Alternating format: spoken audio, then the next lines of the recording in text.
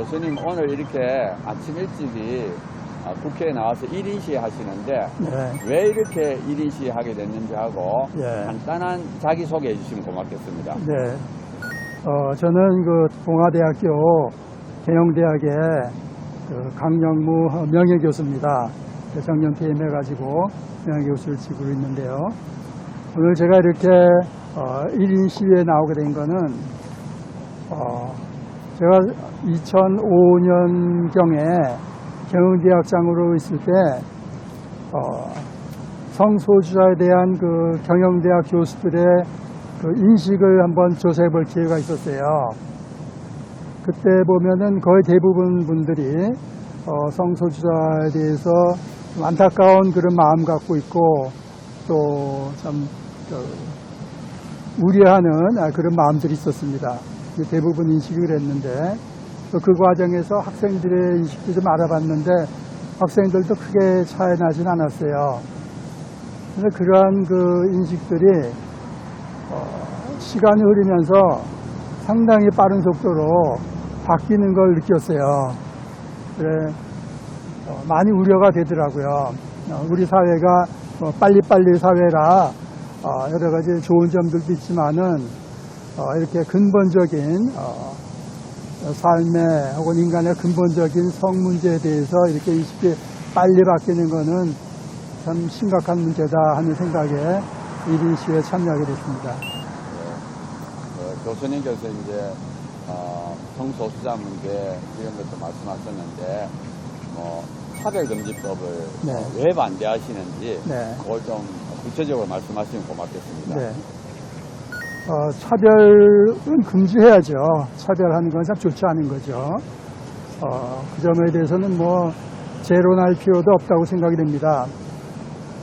좀 오래된 영화 제가 하나 본 기억이 나는데, 이미테이션 게임이라고, 영국에 있는 앨런 튜링이라고 수학자하고 또 현대 컴퓨터의 아버지, 요새 또 AI가 이제 부각되면서 AI 쪽으로도 상당히 수상계 발전시킨 그런 참 훌륭한 과학자인데, 그분이 이제 2차 대전 때 암호 해독기를 만들었어요. 그래가지고 2차 대전을 영국이 승리하도록 이끌기도 했고, 그분 덕분에 전쟁이 빨리 끝날 수 있어가지고 수십 명이 생명을 구할 수 있었다. 이런 얘기가 있는 정말 훌륭한 분인데, 그분이 이제 동성애자라는 것을 판명이 났죠. 그래가지고 사회적으로 지탄받고 참 많은 어려움을 겪다가 스스로 결국 목숨을 끊었어요. 그래서 참 안타까운 얘기인데 그런 일이 있으면 안 되죠. 그거는 절대적으로 피해야 되고, 특히 우리 기독교에서는 사랑이 이제 기본인데 더욱더 기독교 크리스천들이 앞장서가지고 이런 일이 있어서는 안 되도록 그렇게 사회 분위기를 끌어가야 된다고 생각이 됩니다. 그런데 요새는 이게 좀 더 극단적으로 가는 것 같아요. 너무 한쪽으로 반대쪽으로 치우치는 것 같습니다. 그러다 보니까는 이 동성연애 하는 사람들을 지지하지 않으면 또 옹호하지 않으면은 잘못하면 불법이 되는 그런 상황까지 처하게 된 거죠. 그래서 이거는 참 문제가 있다는 생각이 들었고, 특히 저는 국가인권위원회에 대해서 좀 생각이 있는데, 국가인권위원회의 그 존재 자체가 인권을 보호하자고 하는 거 아닙니까? 그러다 보니까는 이제 매사 사회 모든 문제에 대해서 이제 인권의 그 안경을 쓰고 보는 거죠. 그러다 보면은 아무래도 인권에 조금 지나치게 되지 않을까 하는 그런 생각이 듭니다. 저도 이제 경영대학에서 가르치다 보니까는 경영, 경제, 일적으로 사회를 보는 경향이 아무래도 강하게 있어요. 그러다 보면은 이제 사회를 한쪽 눈으로만 보게 되는 그런 문제가 있다고 생각이 됩니다. 그런데 사실 인간의 삶에서는 인권 말고도 중요한 기본 가치들이 있지 않습니까? 자유라든지 평등이라든지 행복 추구라든지 이런 가장 기본적인 가치들이 있는데, 이것들이 잘 균형을 맞춰야지 너무 인권에만 치우쳐 보면은 다른 분야가 좀 어려워지는 그런 상황에 빠지지 않을까 하는 생각이 듭니다. 얼마 전에 신문에서 참 우스꽝스러운 그런 기사를 본 적이 있는데 아마 보셨을지도 모르겠는데 카나다의 이제 Center for Ethics in Sports 그런 카네디안 Center for Ethics in Sports 그런 기관이 있는데 윤리 쪽으로 이제 마치 우리나라 국가 인권위원회 같은 그런 역할을 하는 건데 거기에서 이제 자기의 성을 어떤 성이든지 만약 남성이라면은 나는 여성이다 선포하면은 그것이 인정되고 그리고 여성으로서 선수로 나갈 수가 있어요. 그렇게 정했어요.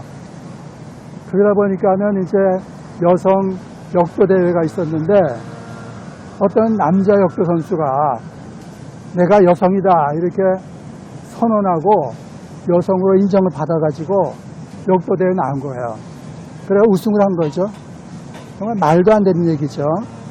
이거는 참 이제 세계 언론에 나오고 토픽감도 되고 그랬는데 염려하는 거는 우리 한국 국가 인권위원회도 이렇게 좀 정도된 지나친 그런 인권에 대한 그 비중을 두는 것이 아니라 좀 더 모든 기본권들, 행복, 자유, 평등 이런 것들을 골고루 배려해가면서 균형 감각 있는 그런 결정을 하도록 혹은 그런 공고를 내리도록 이렇게 할 필요가 있다 하는 생각이 많이 듭니다.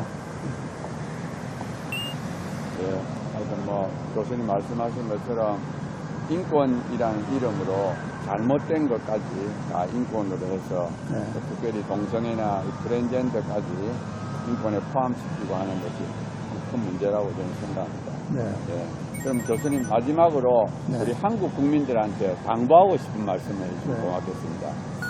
아까 초입에 말씀을 드렸는데 우리나라 국민들이 상당히 빨리빨리 그런 경향이 있지 않습니까?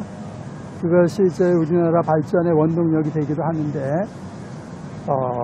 이런 그 인권이라든지 혹은 성이라든지 이런 문제에 대해서는 상당히 진중하게 조심스럽게 차근차근 또 많은 사람들의 의견을 모아가면서 하나씩 진행해야 되지 않을까 생각이 듭니다.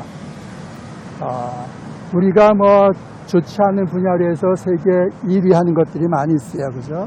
참 자살률이라든지 이혼율이라든지 참 안타까운 일인데 거기다 출산율까지 더해져가지고 참 심각한 문제가 되는데 이런 성 문제, 이거는 가장 인간의 기본적인 그런 요소인데 이거를 너무 빨리 또 쉽게 결정하지 않는가 하는 그런 생각이 듭니다. 그래서 이런 문제는 제가 보기에는 이제 국가인권위원회 같은 데에서 혹은 국회에서 열심히 논의하시고 고민하시는 그런 것들이 있지만은 먼저 제가 보기에는 좀 종교계에서 나서야 된다고 생각이 됩니다. 종교가 그거 아닙니까? 진리, 변하지 않는 진리, 가장 기본적인 가치관 이런 거에 대해서 고민하고 이런 거를 전하고 하는 것이 종교의 그 사명이라고 생각이 되는데 이제 기독교뿐만이 아니라 천주교, 불교도 같이 힘을 합쳐가지고 같이 이 문제를 좀 고민해서 어떻게 하면은 참 앞으로 우리나라가 어떤 방향으로 가야 되는 것이 맞는지 특히 젊은이들에게 좀 올바른 그리고 진지하게 검토하고 고민한 그런 방향으로 이끌어가는 것이 필요하지 않을까 생각이 듭니다. 지금 보면은 종교계가 끌려가는 그런 느낌이 많이 들어요. 사회적인 흐름에 그냥 끌려가는 거죠. 근데 종교의 그 역할, 종교의 사명은 사회를 선도해가는 거 아닙니까? 변치 않는 진리, 이 가치관을 붙잡고 사회를 이끌어가야 되는 그런 게 상당히 중요한 그 종교의 역할인데 우리나라 종교에서 좀 이런 문제가 간과되고 있지 않는가 그래서 좀 더 힘을 합쳐서 함께 고민하고 정말 진중하게 차근차근 이 문제를 고민해서 방향을 제시하는 것이 참 필요하다 하는 그런 생각을 해봅니다. 교수님도 이렇게 일찍 오셔가지고 인터뷰도 해주시고 1인시에서 너무 감사드립니다. 감사합니다. 그동안 참 수고 많이 하셨습니다.